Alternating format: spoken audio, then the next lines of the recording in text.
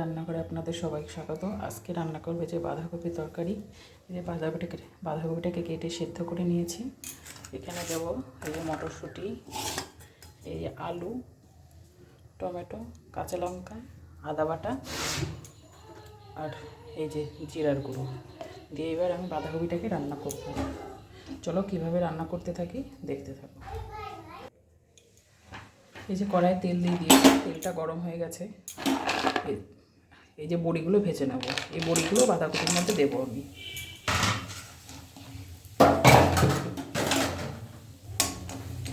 আজকে বাঁধাকপিটা করবো মটরশুঁটি, বড়ি সব কিছু দিয়ে বাঁধাকপির তরকারি।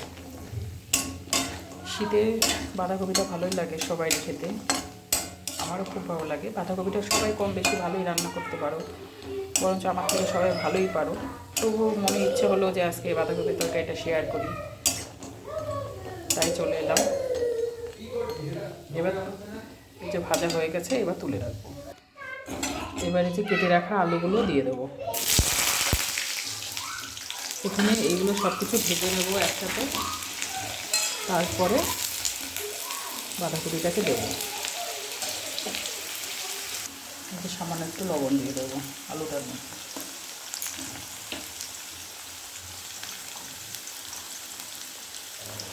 আর খুব সামান্য হলুদ দেবো দিয়ে আমি প্রথমে আলুটাকে ভেজে নেব।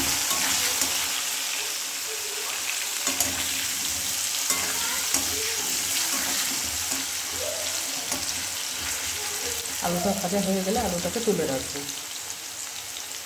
এই যে বড়িটাকে এরকম করে ভেজে নিয়েছি, এই যে আলুটাও ভাজা হয়ে গেছে। এবার আলুটাকে তুলে নেব। এই যে আলু ভাজাটাও হয়ে গেছে, আর বড়িটাকে এরকম করে ভেঙে ভেঙে নিয়েছি। এবার এক এক করে এখানে মশলা দিতে থাকবো।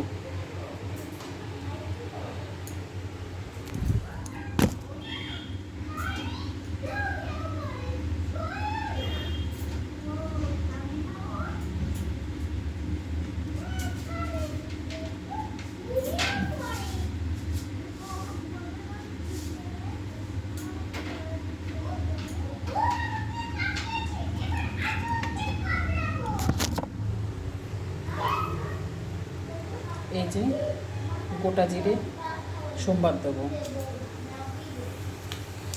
তারপরে এলাচ আর দারচিনি দিয়ে দেবো।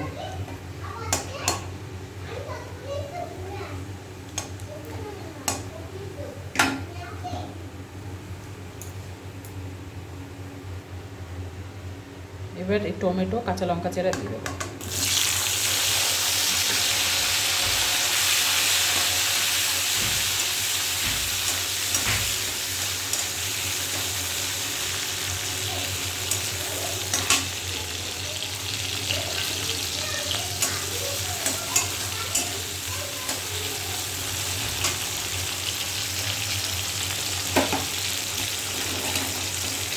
এই যে ছাড়িয়ে রাখা মটরশুঁটিগুলো দিয়ে দেবো।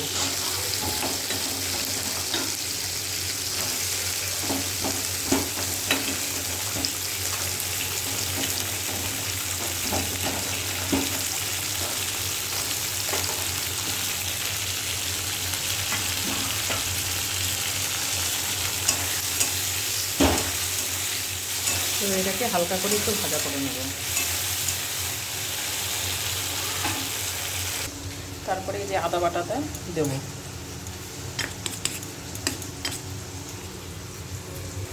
পেস্ট করে আদাটা দিয়ে দেবো, দিয়ে একটু নাড়াচাড়া দিয়ে নেব।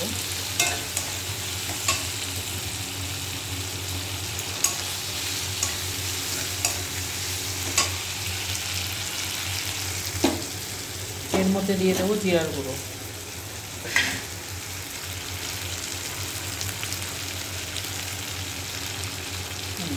পরিমাণ মতো জিরার গুঁড়ো দিতে হবে।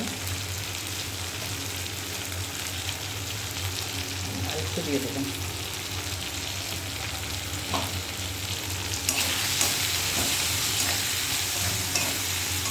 আমি এখানে জিরার গুঁড়ো বাড়িতেই করে রেখেছিলাম, দোকানে কেনা জিরার গুঁড়ো না, জিরাটাকে ভেজে গুঁড়ো করে নিয়েছিলাম। এই যে হলুদ গুঁড়ো দিয়ে দেবো।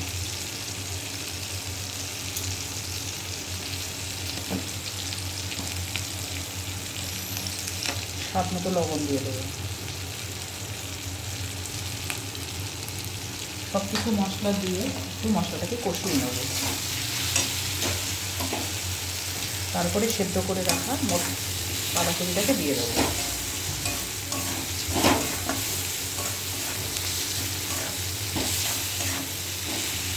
এবার সেদ্ধ করে রাখা বাঁধাকপিটাকে দিয়ে দেবো।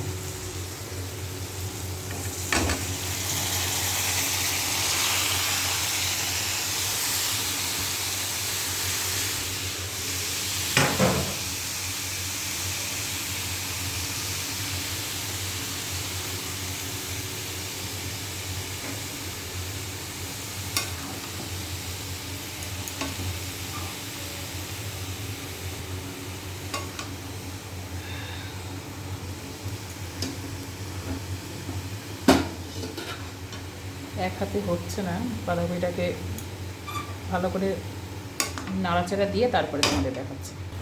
এই যে কত সুন্দরভাবে নাড়াচাড়া দিয়ে সব মশলাটাকে পুরো বাঁধাকপির সঙ্গে মিশিয়ে নিয়েছে। এবার ওপর থেকে এবার যে ভেজে রাখা আলু আর বড়িটাকে দিয়ে দেবো এর মধ্যে।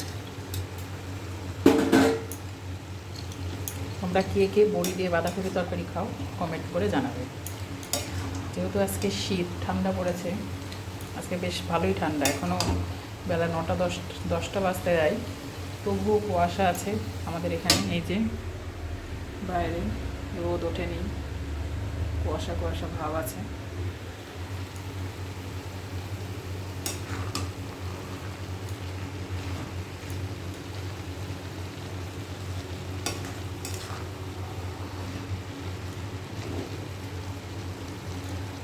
এবার একটু ঢাকা দিয়ে দেবো। এই ঢাকাটাকে তুলে আবার একটু নাড়াচাড়া দিয়ে দেবো।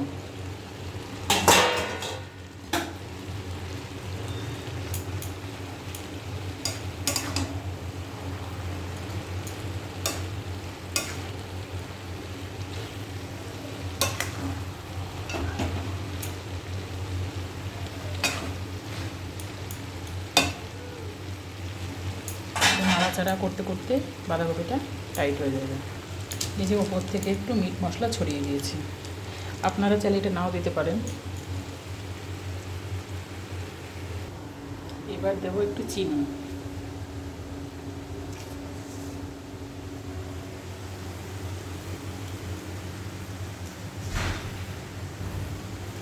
আর একটু চিনি দিয়ে দিলাম।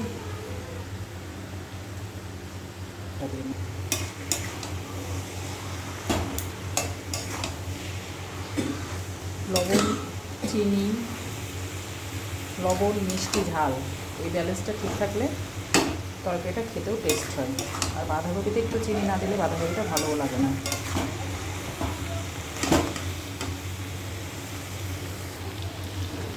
এরকমভাবে নাড়াচাড়া দিয়ে দিই, বাঁধাকপিটা টেনে যাবে। আমি এখানে কোনো চালের গুঁড়ো কিংবা আটা ময়দা কিছুই দেবো না। এরকম নাড়াচাড়া দিয়ে দিয়েই বাঁধাকপিটাকে টানিয়ে ফেলবো, একদম আঠা আঠা করে ফেলবো।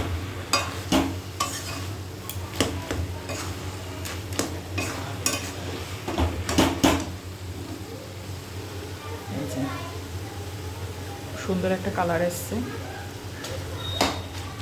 সব কিছু খুব সুন্দর মিশেও গেছে। এই যে অনেকটাই টেনে এসছে। এরকম নাড়াচাড়া করতে করতে পুরোটাই টানিয়ে ফেলব। তারপরে নামানোর কিছুক্ষণ আগে একটু ঘি দেবো। তাতে কী হয়, বাঁধাকপির টেস্টটাও ভালো হয়, খেতেও ভালো লাগে, স্বাদটাও ভালো হয়, গন্ধটাও ভালো লাগে। এবার ওটা হয়ে এসছে প্রায়। এবার একটু উপর থেকে ঘিটা ছড়িয়ে দেবো। ঘি ছড়িয়ে একটু নাড়াচাড়া দিয়ে নামিয়ে নেব।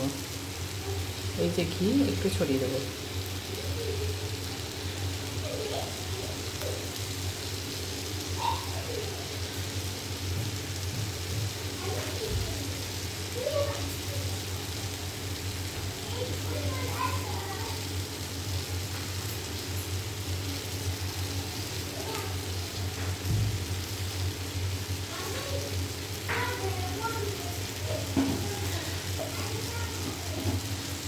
কেউ যদি এরকমভাবে বাঁধাকপি রান্না করে না খেয়ে থাকেন তাহলে এরকমভাবে ট্রাই করে দেখবেন, ভালো লাগবে।